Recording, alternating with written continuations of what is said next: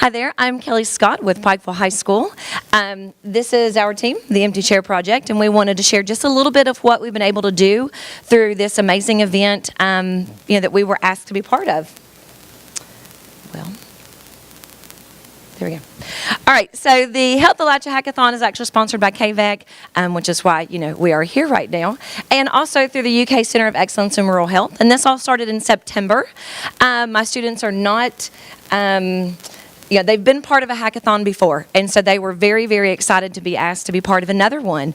And so when we were asked to do this in September, we said, you know what, we're going to jump in, do what we can, and make the difference that we can. And so I'm going to let the girls share the differences that we have been able to make since September. So we're going to start off with Bailey Lovern on the side. Okay, so our problem of practice was how to improve the overall effects of the opioid crisis on our community. And we knew it was a problem because there's a negative effect in families, friends, and everything like that. And then the state of Kentucky, 4 people in Kentucky die every day due to this. And 1,600 people died in Kentucky alone just last year.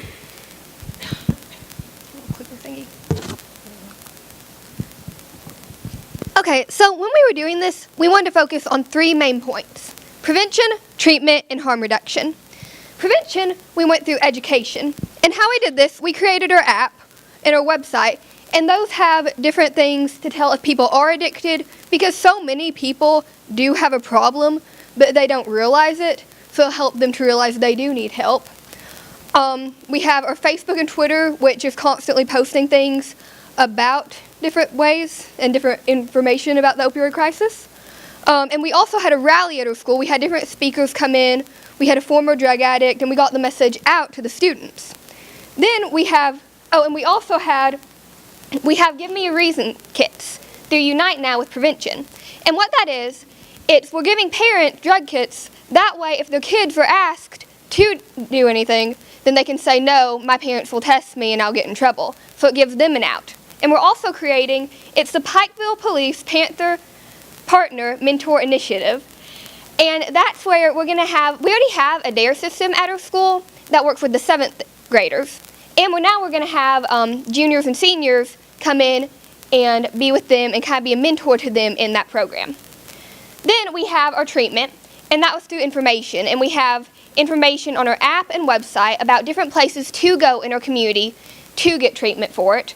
And we also have the Angel Initiative already in our community that the police department does. It's where if someone is on drugs, they can come and turn in all that, and then the police will get them help into recovery. That way, they're not getting in trouble, so they'll come to them, and it'll give them a way out of it.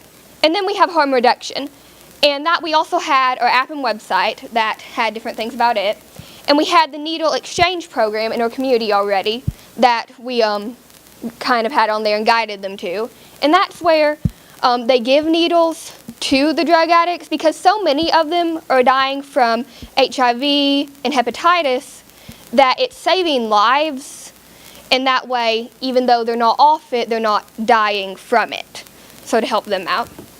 And then our implementation of it.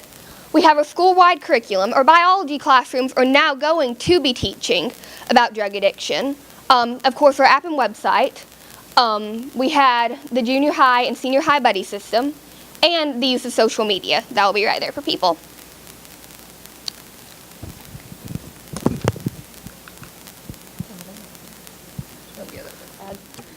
Okay, so the resources needed to implement our program was an app developer, and we used BitSource to put all of our information into an app. We gave them all the statistics and things.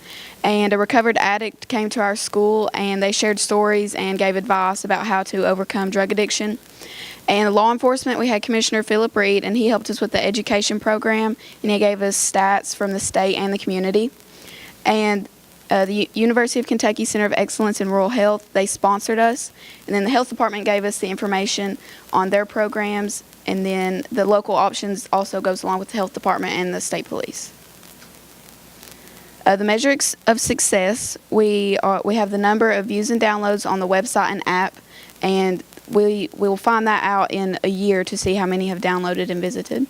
And then we have an increase in number of participants in Needle Exchange Program and participants in Angel Initiative, a decrease in numbers of HIV and hepatitis C, and an increase in number of knowledge in pre and post inventory during the curriculum.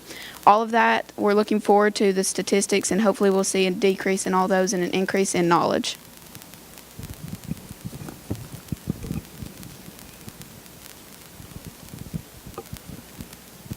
Okay, so the way we'll know the positive outcomes from our project is by the number of app downloads and the number of website visits. And just by looking at our app and website, people will increase their awareness about the treatment options and communicating with others who might have an addiction problem, and this will just help them out.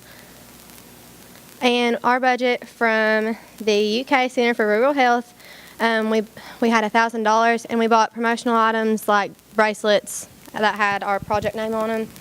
And this got the students excited about us revealing our project. And then we had to pay BitSource for our app development.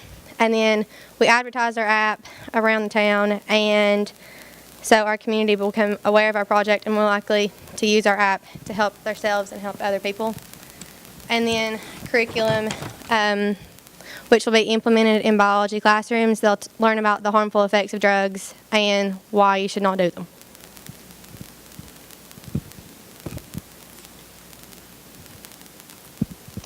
Okay, so we have been, it's been an amazing adventure for us to share our mission.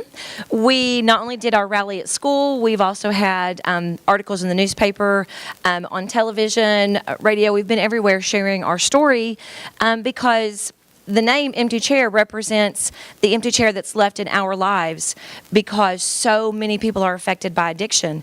And, you know, as they said, so many people in their community are affected, and we're going to hear stories in the next group. And so Empty Chair is what is left behind, and so we have to help not leave any more empty chairs. So we were able to go to Frankfurt and share our story. There's pictures of our rally, and then we were also blessed to be recognized as the Don Myers Humanitarian Award. It was a national recognition. We got to go to Washington, D.C. and meet with Hal Rogers. We were also supposed to meet with Mitch McConnell, but we were actually snowed in that week, and our flight got canceled, and we were stuck in Washington, and it was a crazy, unforgettable memory. It was amazing. But the award really, made us humble that our little project that we started here can affect so many people. And, you know, that's what we do. That's what education is all about, right? What can you do to pass it on to somebody else? And so getting that award was just something that truly just touched us all. There we are getting our award. It was sponsored by the Development District Association of Appalachia. Also, ARC was part of that as well. And, you know, we're all part of Appalachia trying to make this part of our world a better place because everybody gives it that ugly stigma. And so here's some more pictures of us going. We all have wristbands. We would love for you to stop out at our booth. We do have keychains and wristbands and information to share with you.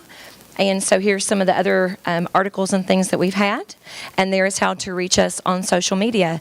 And we are just so thankful and blessed to be part of this amazing project. And we thank you so much for your time.